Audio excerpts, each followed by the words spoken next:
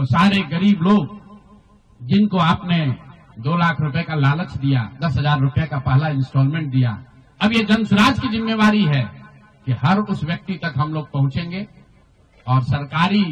तंत्र उसको उलझा ना दे, ये न कह दे कि ये फॉर्म नहीं भर पाया। इसलिए अब जन स्वराज वो जिम्मेवारी लेगा।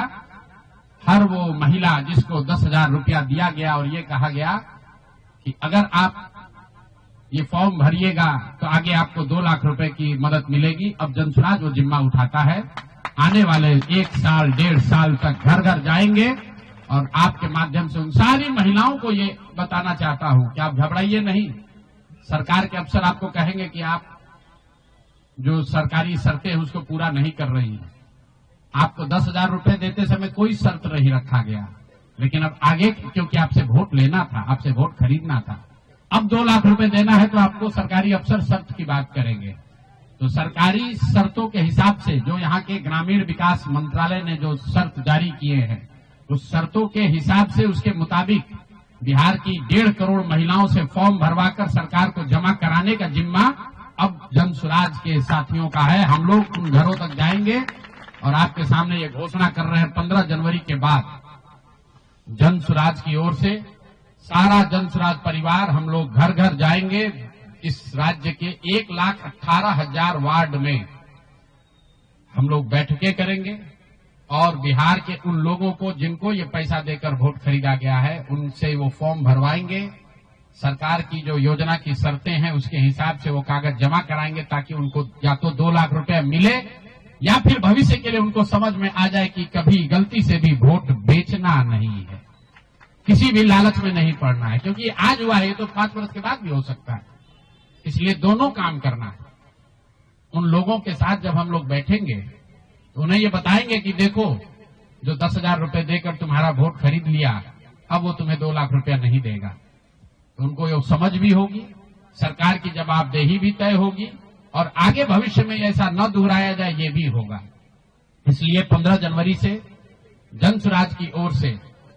1,18,000 वार्डों में और 550 प्रखंडों में ये बिहार नव निर्माण संकल्प अभियान शुरू किया जाएगा, जिसमें मैं स्वयं और मेरे जन स्वराज के सभी साथी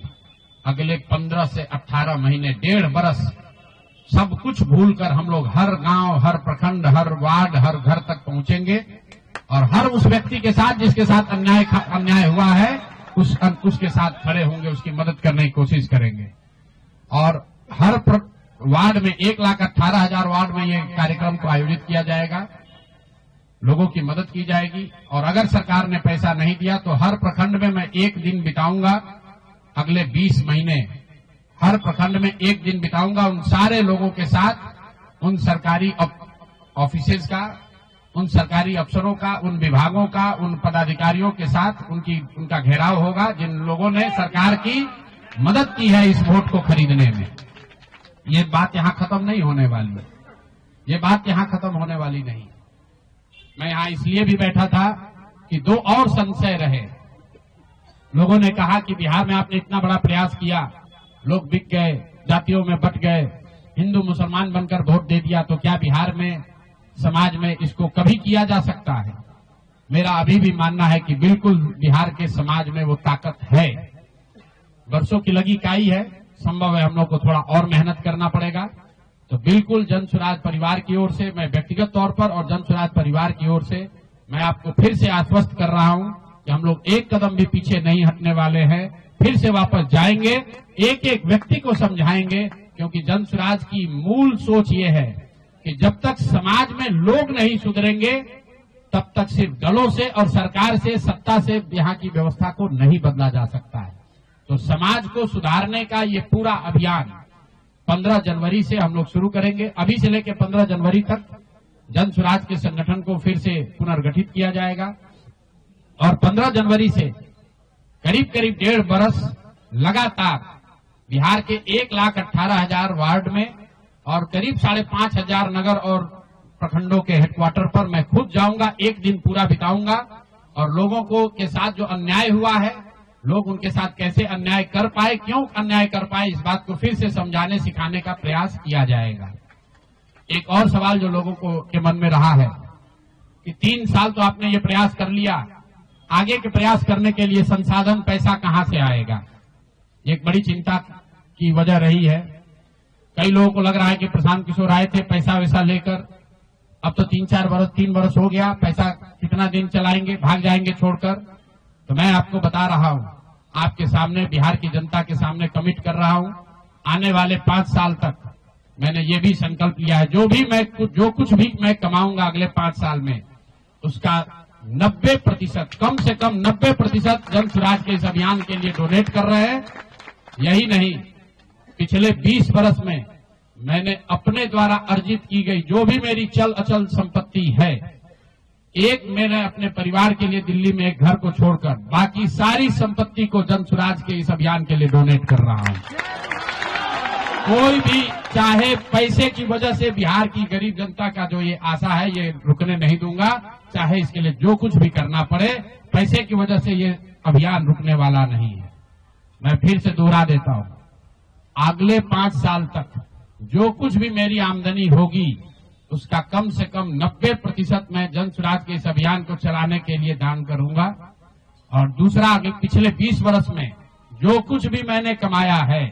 मेरी जो चल अचल संपत्ति है, उसमें एक अपने परिवार के लिए घर को छोड़कर बाकी सब कुछ जरूरत के मुताबिक जन स्वराज को डोनेट कर दिया जाएगा। इसके साथ ही मैं आपसे ये भी, आपके जरिए बिहार की जनता से, जन स्वराज से जुड़े हुए लोगों को ये आह्वान करना चाहता हूं, आप भी संकल्प लीजिए। हम अपना 90% दे रहे हैं, आपसे 10% भी नहीं मांग रहे, लेकिन आज से जन स्वराज से जुड़ा हुआ हर व्यक्ति, बिहार को इस मिट्टी से प्रेम करने वाला हर व्यक्ति, आप चाहे किसी दल के हो, किसी विचार के हो, कोई भी काम करते हो, एक मदद कीजिए